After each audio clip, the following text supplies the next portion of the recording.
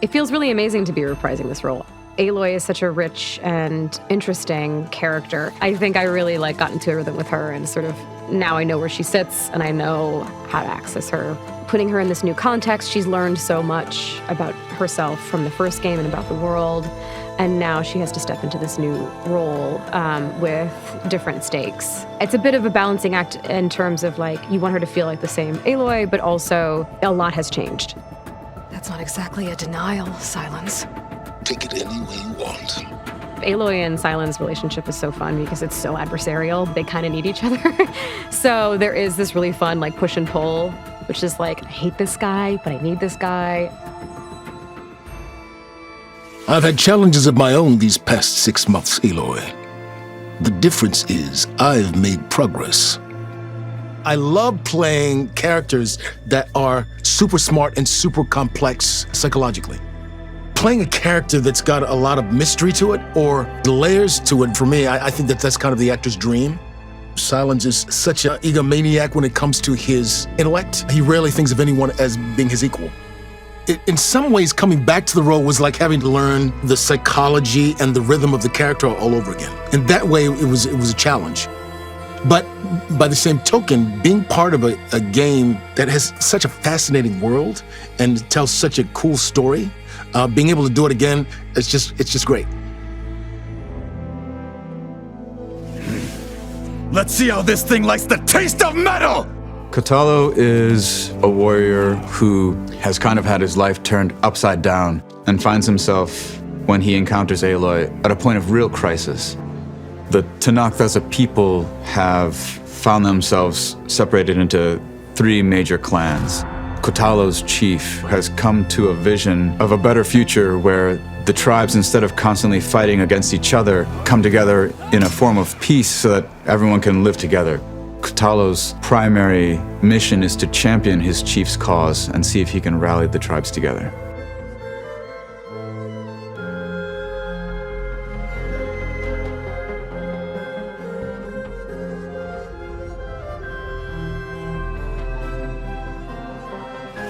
I really love playing manipulative people. I play this very interesting character named Tilda, who's quite a dynamic character. As an artist, there's a lot of freedom in doing something like this. You get to be in the moment, getting thrown direction by the director, getting to try it over and over again. Felt like creatively it was really fun. There's a lot of mystery to her. I don't want to say too much, but she's an interesting character. I loved playing her. Blood spilled calls for blood spilled. If the ground is cursed, then let our vengeance sanctify it. Val has been on a heck of a journey. I think the writers are doing a really wonderful job of keeping him evolving and developing. Now that he's got a taste of knowledge, he wants to know more and more. As he grows up and gets older, he's becoming more assertive, more sure of himself, and perhaps more willing to challenge Aloy, which I think is a healthy complement to Aloy's kind of incredible drive and focus. When we met, I thought I was a big shot talking to a pretty girl hidden away in the middle of nowhere. And now I see I was just lucky to get a minute of your time. Aloy saved Erend, 100%. After the big battle at the end of Horizon Zero Dawn, she disappears. And Erend's like, well, where did you go? Well, where'd you leave me there? And so they have a little bit of a fractious relationship, which is quite an interesting thing to play. But ultimately, he's a very loyal supporter to some huge story arcs in the next one, which sort of blew my mind when I realized what they were doing. Val and Erend's friendship really develops in this new story. They really have to team up to support Aloy in what is quite a time-sensitive quest that she's on. When they're supporting Aloy, they can both bring very different things to the table. Well, Val can bring things to the table, and then Erend breaks the table with a hammer. My relationship with John McMillan is very similar to Erend's relationship with Val. Take away the American accents, it's identical. We've had some really fun times. like on set and just hanging out afterwards. He's a good dude. Shout out John Hopkins.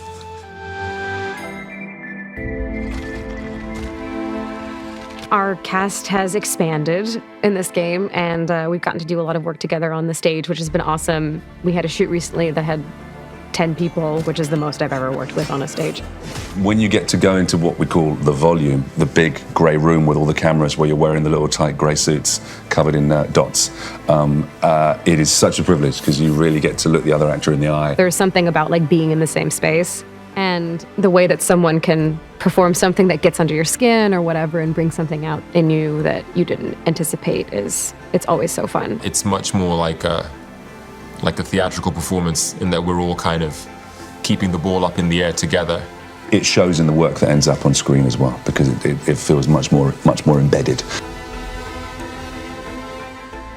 Watching the way concept art and like environmental art and the directing team helped me shape Kotallo and go from this powerful but still unformed idea of who Kotallo is to seeing him like actually on the screen. It blows my mind. I would never be able to create Kotallo like that by myself.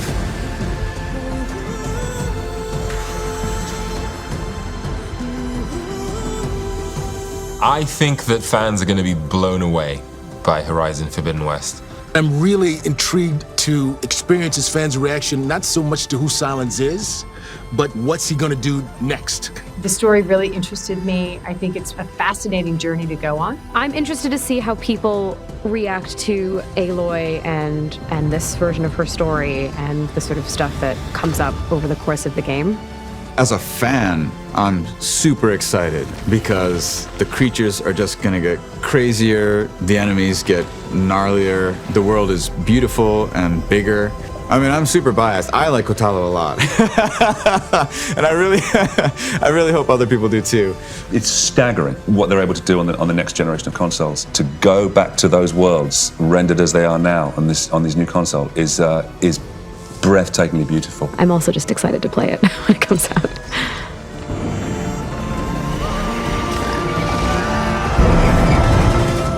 Hi, my name is Matthijs de Jonge. I'm the game director on Horizon Forbidden West.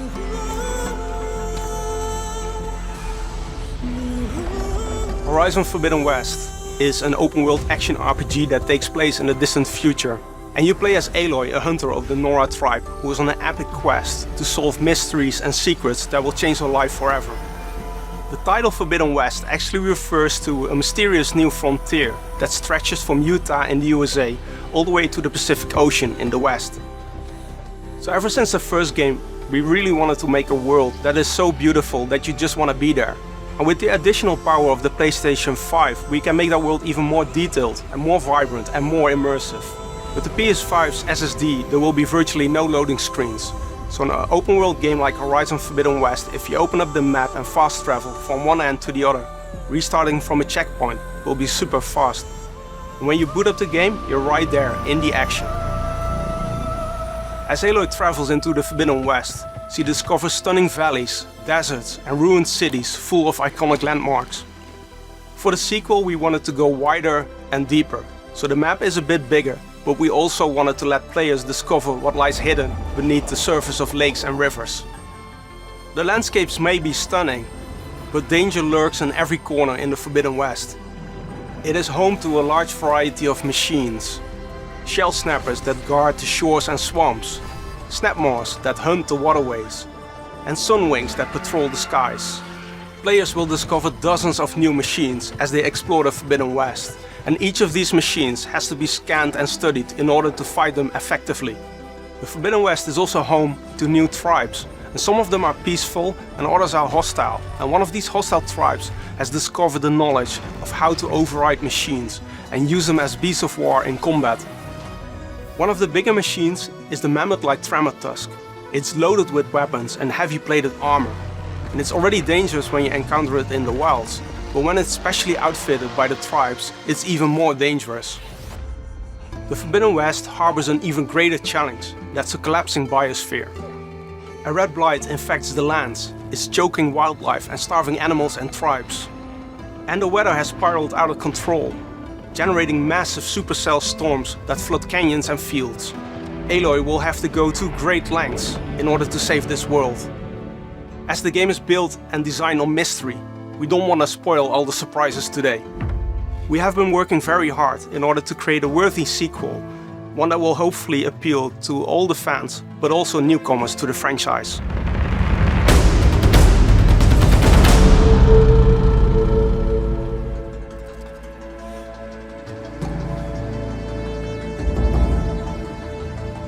To have the original theme or have the original character, but knowing that she's going to have a very different journey.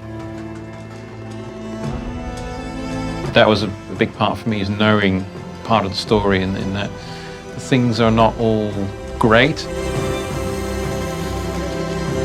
At the end of Horizon Zero Dawn, there's been this catharsis of like, I've resolved something, but that doesn't mean that everything in the world is resolved. There's almost an element of sadness or an element of impending danger that was really interesting to weave into that theme.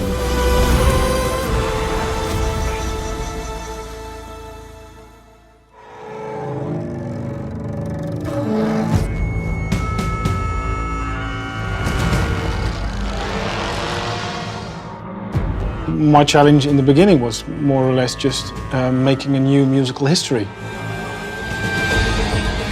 Determining what the sound palette was for example, the Tenact. And it was a fun process as well to get to which drums would work in the game. That was a fun assignment, to say the least. It turned out to be a unique sound that made it onto Horizon.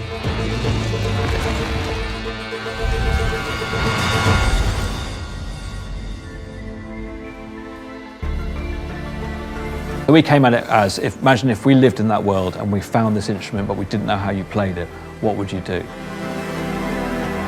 You maybe wouldn't pick up a guitar and play it like a guitar if you'd never seen one before, you'd never seen the historical pictures of it.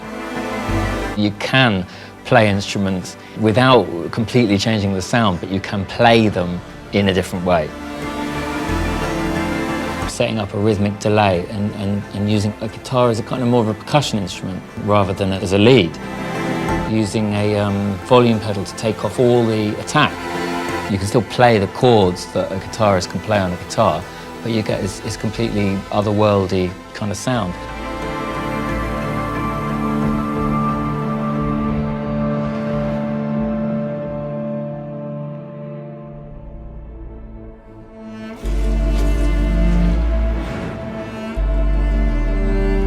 Musically, I wanted to make sure that what I did aligned with the vision of the world.